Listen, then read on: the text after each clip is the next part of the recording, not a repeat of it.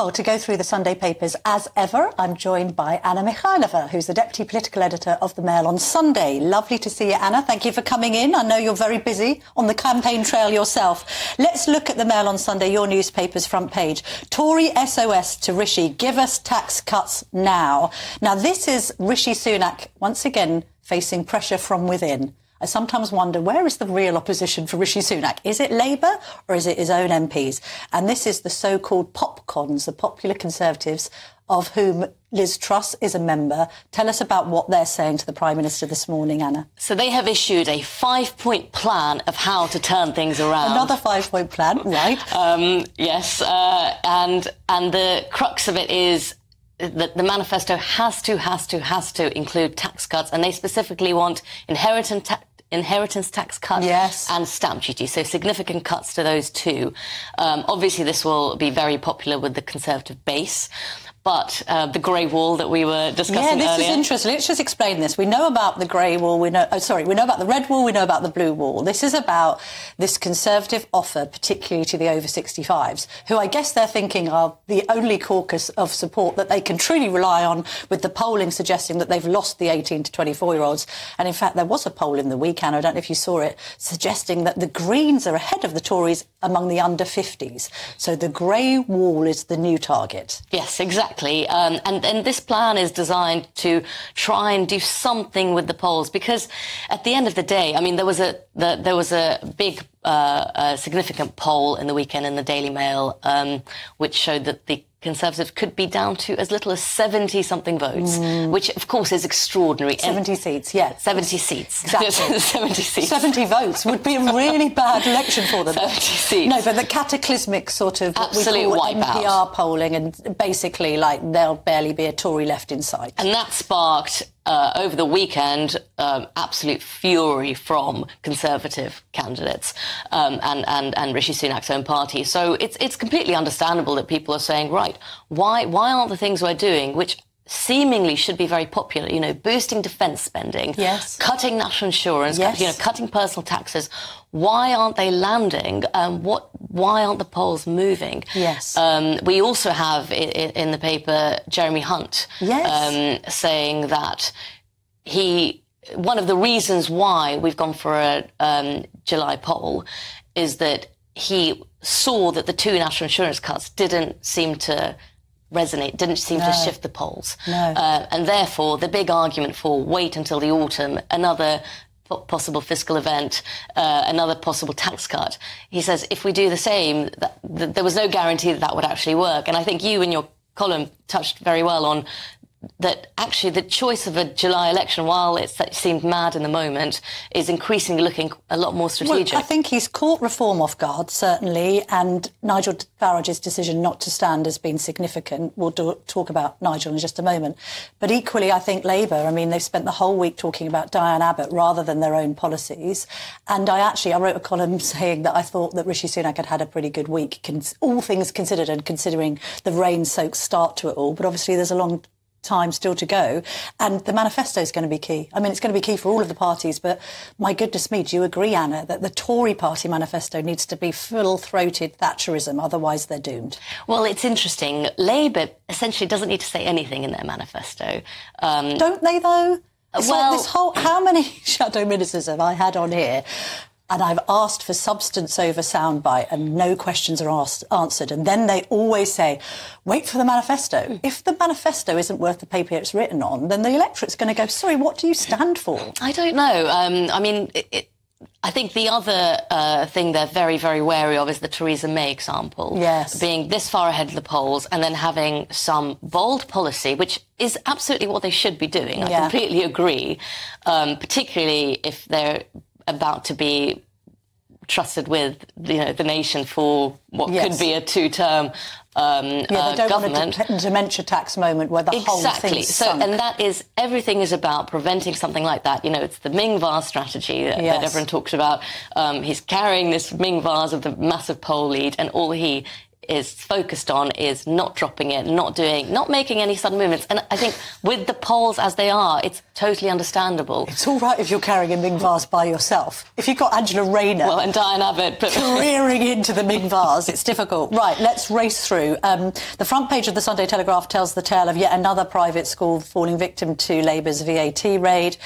This is a school which has got a third of its pupils with special educational needs. The head teacher there has basically said this is as a direct result of this Tory proposal, because he says we cannot possibly leverage this extra fee amount on, he describes, ordinary parents like plumbers and electricians. It's Down and Prep in Norfolk. This is the one policy they won't flip-flop on, and it's getting terrible press. It is, but you know what's interesting? I don't think it's cutting through. I have met people who aren't in politics who don't even know that this is a policy, who are middle-class voters. So there's a curious thing happening where, you're right, this will be a very consequential policy. I think it is very popular with the Labour base, with young people, with those voters that they want to shore up. But, and as they keep arguing, oh, well, these private schools, they can just afford it. They can just afford it. Of course, when you look at places like Eton and Harrow, of course they will be able to afford it, but it's not about those. And the real concern is both just the schools that cater very, very well for special needs children. Yes. And there is a real problem. It's not just about flooding the state sector.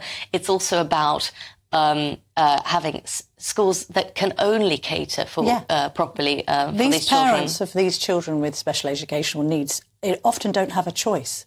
So they have to scrimp and save to send their children to special schools. Yeah.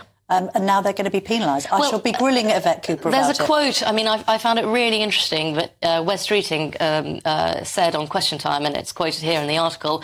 He says, "I say to the head teachers, you're going to have to cut your cloth accordingly, like state schools have had to." It's a strange argument to make, because it's essentially saying, well, they went through austerity, therefore you need to too. It's levelling down. It's also, it's Wes not Streeting aspirational. keeps on banging on about the cost of living. Does he not think that energy bills going up and wages, I mean, does he not want teachers to be paid adequately? This is the other thing. We've got the unions also in the Sunday Telegraph saying, well, if you're going to make private school teachers redundant, we're not for it. So that one will run and run, and I will speak to Yvette Cooper about it later.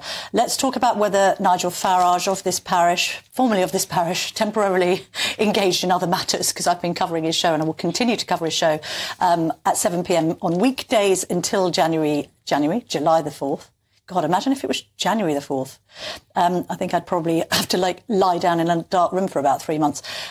Can he unite the Tories? The Sunday Times has gone on the road with him. I think he's been in Skegness yesterday with Richard Tice, but he's getting all of the attention and the Reform leader isn't, which was a point of the piece. Yeah. His plan is to take over the Tories. Can he actually do that? Well, I mean, all of this was Harry York, our former colleague, who went with him, asked him the question, so, you know, are you open to a merger, which is something that Conservatives talk about.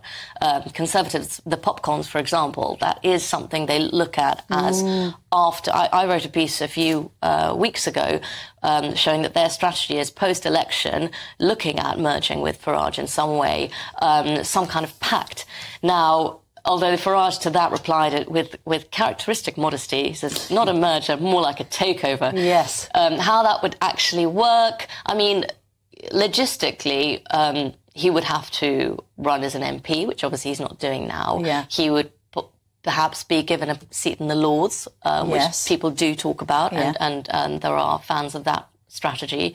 I think this feeds in very much to the real reason why he hasn't run for reform, because he doesn't want to be a reform MP. He actually, the prize for him is the Conservative Party. It always has been. But then I'm going to speak to Victoria Atkins, the Health Secretary, a bit later in the show. She's one of those Tories with a really, really, really safe seat. So I think whatever happens, if it's an electoral calamity for the Tories, she probably retains her seat. And I'm going to ask her, well, would you work with Farage? Because she's a one-nationer. I mean, the idea that Farage is going to unite an already divided party by uniting it on the further right, I think, is for the birds as far as some of the moderates are concerned, but let's see. Moving on very quickly, because we're running out of time, let's talk about Chaz and Dave. Now, there's lots of images of the King and David Beckham still hasn't been given a knighthood, just to note, Anna. Hanging out together in the sunshine. What's all this about? So David Beckham has become an ambassador for the King's Foundation. And there are some lovely pictures, as you say. Apparently they swapped beekeeping tips. Yes. And I think anyone who watched the David Beckham excellent documentary series remembers how he is now a very keen beekeeper. I know, I love this idea of these two having much in common. I mean, maybe they do because of this kind of, patriotism, and the Union Jack kind of, filters through both of their lives. He is doing the beekeeping, but it's also interesting, isn't it, to see the king back on form, back in public. I mean, obviously he's undergone that cancer treatment. It's been very, very difficult for him. Beckham, I think, the other interesting thing about a celebrity in the world of lovies, I appreciate he's in the sports world, so it's slightly different, but in the world of celebrities, it's not always that popular to say or want to be close to royalty. And then remember that he covered himself in glory, didn't he, at the Queen's funeral, because he queued all of those hours to see the late monarch. In fact, I think we were there on the day he queued. We were there on the day he queued, as he thought. I mean, some people were saying, it's a cynical PR exercise. Having said that, I did make the joke at the beginning of this conversation, Anna, about is he a step closer to that knighthood? I think possibly through the medium of honey. I think there are worse people who've been given knighthoods. Why not? Well, indeed so, especially as the Euros fast approach. Anna, I know you're going to be... Are you going out on the road this week? Are you going to be... Yes.